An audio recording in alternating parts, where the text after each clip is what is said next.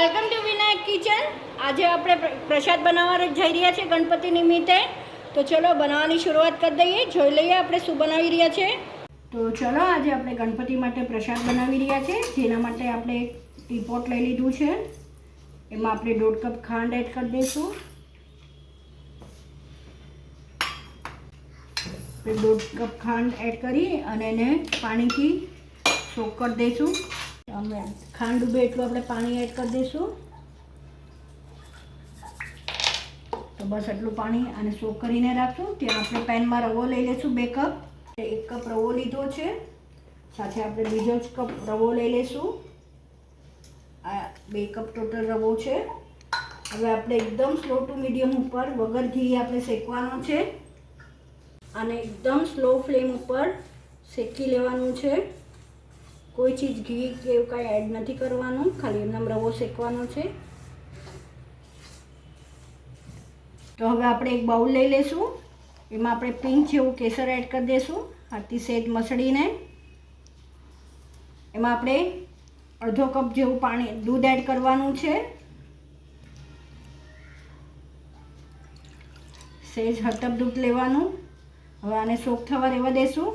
તો તમે જોઈ શકો છો 10 મિનિટ જેવું થઈ ગયું છે, અને હું સ્લો ફ્લેમ ઉપર નોનસ્ટોપ આપણે ફેરવીને શેકી રહ્યા છે।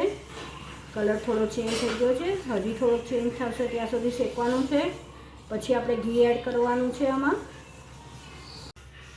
આપણો શેકાઈ ગયો છે થોડો ઘણો રવો।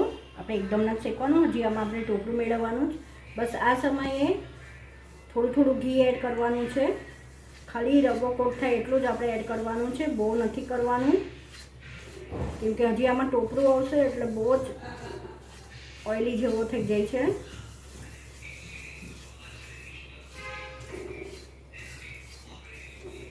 2 થી 3 ટેબલ સ્પૂન ઘી એડ કરવાનું છે ટોટલ।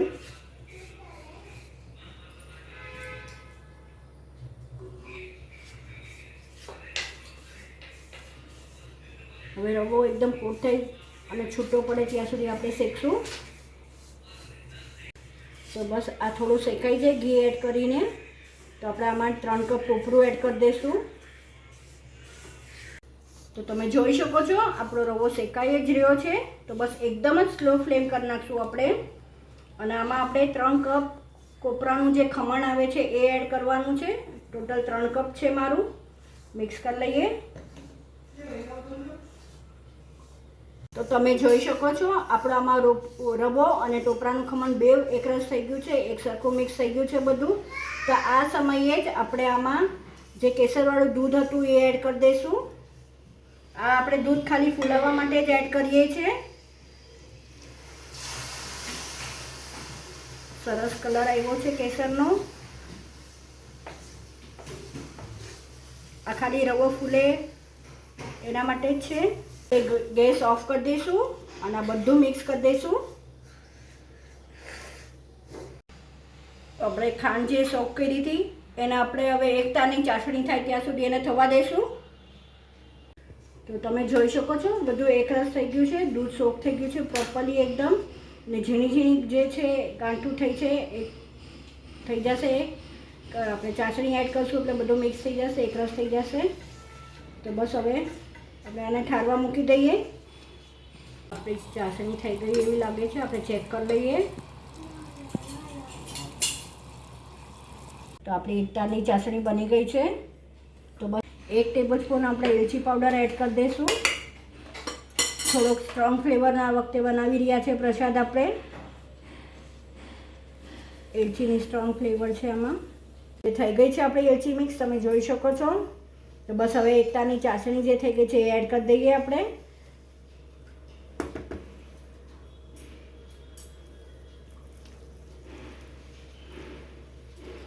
પેલા અડધી મિક્સ કરીને આપણે મિક્સ કરશું।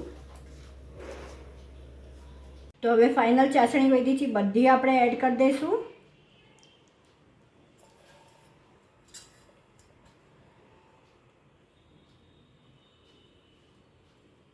મિક્સ કરી લઈએ બધું।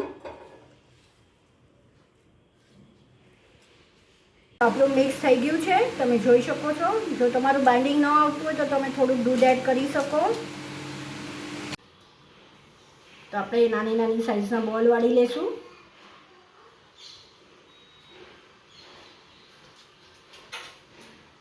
ડેસિકેટેડ કોકોનટમાં એડ કરતા જશું.